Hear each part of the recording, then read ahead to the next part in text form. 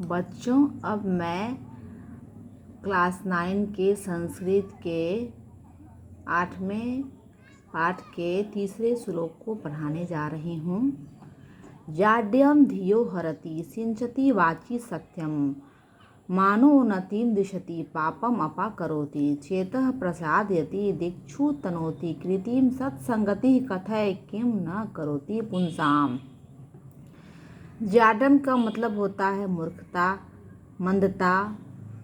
धियो का मतलब होता है बुद्धिमान।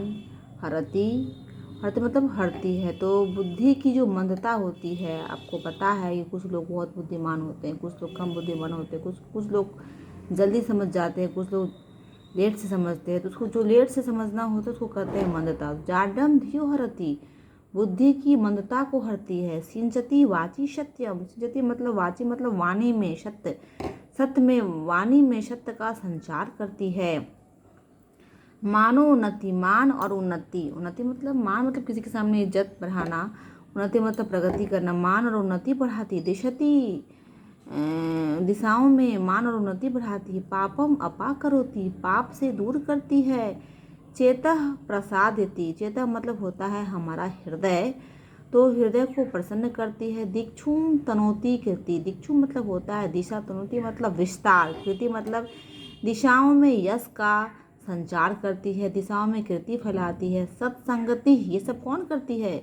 बुद्धि की मंदता को हरती है, वाणी में सत्य का संचार करती है, मान और दिशाओं में मान सम्मान बढ़ाती है, पाप से दूर करती है, हृदय को प्रसन्न रखती है, दिशाओं में सत्य का संचार कर, दिशाओं में कीर्ति फैलाती है। ये सत्संगति करती है। इतना फायदा हमको सत्संगति से होता है, अच्छे संगति से होता है। इसलिए कहा गया है सत्संगति कतः किम न करोति पुंसाम, सत्संगति मनुष्यों का क्या नहीं करती। पुंसाम मतलब होता है पुरुष। इसलिए इस श्लोक से हमको ये सीखने को मिलता है कि हम लोग को अच्छे संगत में रहना चाहिए। अच्छे संगति से हमको फ़ायदा ही फ़ायदा है। हमारे जो संग कहते हैं ना, संगत से गुणात है, संगत से गुंजात। तो अच्छी संगति में रहेंगे तो हमारा तेज दिमाग होगा, सत्य बोलना सीखेंगे, हमारा मान सम्मान बढ़ेगा, पाप से दूर रहेंगे, मन भी प्रसन्न रहेगा, हमारा जो यश है वो दिशाओं में फैलेगा कि मैं अच्छे इंसान हूँ, मेरा व्यक्तित्व तो अच्छा है, अच्छे गुण मेरे में आएंगे। इसलिए हम लोग को हर हाल में सत्संगति ही करना चाहिए, बुरी संगति से बचना चाहिए। अब चौथा श्लोक है प्रारभ्यते न खलु विघ्न भयेन निश्चय प्रारभ्य विघ्न विहिता विरमन्ति मध्या विघ्ने पुनः पुनरपि प्रतिहन्यमाना प्रारब्धम उत्तम जना न परित्यजन्ति। एक बार मैं फिर श्लोक को पढ़ देती हूँ।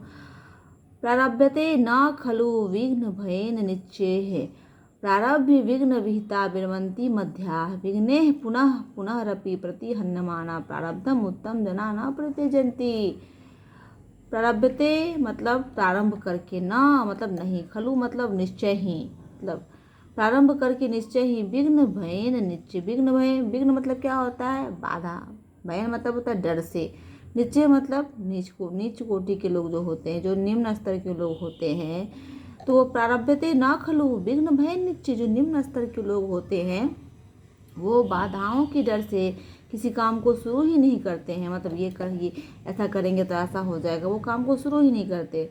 प्रारभ्य विघ्न विहिता विरमन्ति मध्या, प्रारभ्य मतलब प्रारंभ करके, विघ्न विहिता, विघ्न मतलब बाधाओं की विहिता मतलब आने पर, विरमन्ति मतलब छोड़ देते हैं, मध्या जो मध्यम कोटि के लोग होते हैं वो काम तो करना शुरू करते, कोई भी काम, उसको जो भी काम में, पढ़ाई का काम हो, बिजनेस का काम हो, कोई भी लक्ष्य हो जीवन का, वो काम तो शुरू करते हैं, पर बाधा के आने पर, डर के मारे काम को बीच में अधूरा ही छोड़ देते हैं। विरमन्ति मध्यम मतलब मध्यम कोटि के लोग ऐसा करते हैं।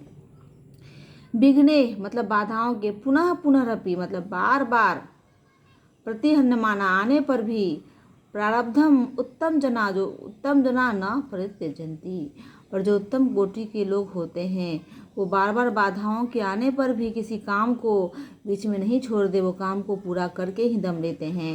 मतलब इस श्लोक से हमको ये शिक्षा मिलती है कि हम जीवन में कोई भी काम शुरू करते हैं तो हम बाधाओं से हमको नहीं डरना चाहिए। बाधा से डर जाएंगे तो हम कोई भी काम कभी नहीं कर पाएंगे। अगर कोई भी बाधा है और काम को अगर करते तो वो काम अवश्य पूरा होता है। यही इस श्लोक का संदेश है बच्चों के लिए। इसलिए हम लोग को भी उत्तम कोटि का बनना है, ताकि कोई भी काम शुरू करे, कुछ याद कर नहीं बैठे, नहीं बन रहा है तो बने, बार बार करेंगे क्यों नहीं बनेगा, बनना तो है ही, समझ में तो आना है ही, ये सोचना है।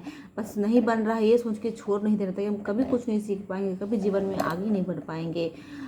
तो इस श्लोक जो भी भर्तृहरि जी ने इस श्लोक को लिखा है, बहुत ही सोच समझ कर लिया था कि बच्चे कब इस श्लोक को याद करे तो सीखे नहीं।